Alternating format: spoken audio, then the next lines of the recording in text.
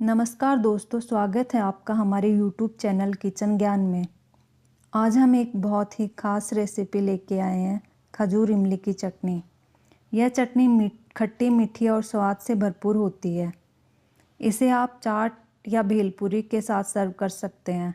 तो चलिए शुरू करते हैं।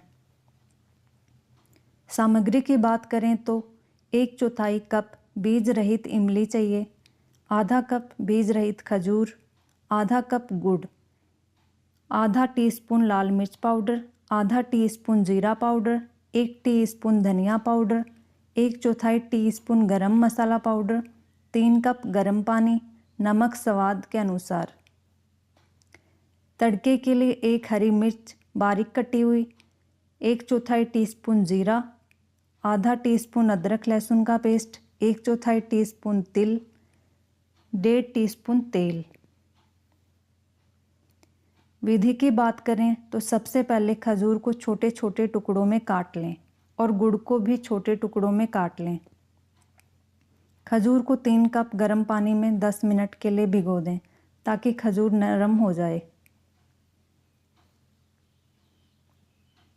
अब भिगोए हुए खजूर में इमली डालें और उन्हें कम आंच पर 8 से 10 मिनट तक उबालें, जब तक खजूर नरम न हो जाए।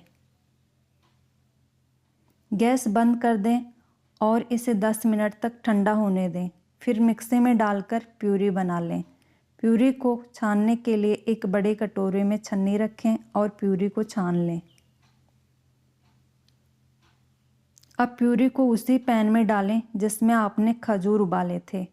इसमें गुड़ और नमक डालें। गुड़ को पूरी तरह पिघलने तक लगातार चलाते रहें। इसे 4 से 5 मिनट तक मध्यम आंच पर उबालें।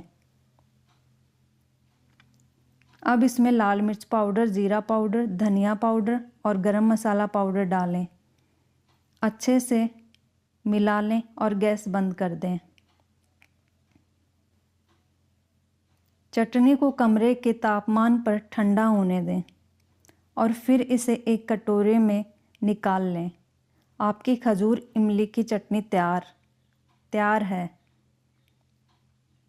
एक छोटे पैन में तेल गरम करें और उसमें जीरा डालें।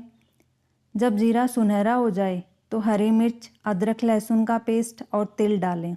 इसे 30 से 40 सेकंड तक भूनें। गैस बंद कर दें और तड़का चटनी के ऊपर डालें। अच्छे से मिला लें। अब आपकी तड़के वाली चटनी तैयार है।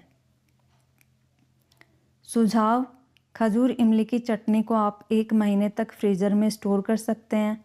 अगर आप इसे लंबी अवधि के लिए स्टोर करना चाहते हैं तो तड़का ना डालें। गाढ़ी चटनी बनाने के लिए 1 कप पानी डालें और पतली चटनी बनाने के लिए थोड़ा ज़्यादा पानी डालें। स्वाद खट्टा और मीठा होता है।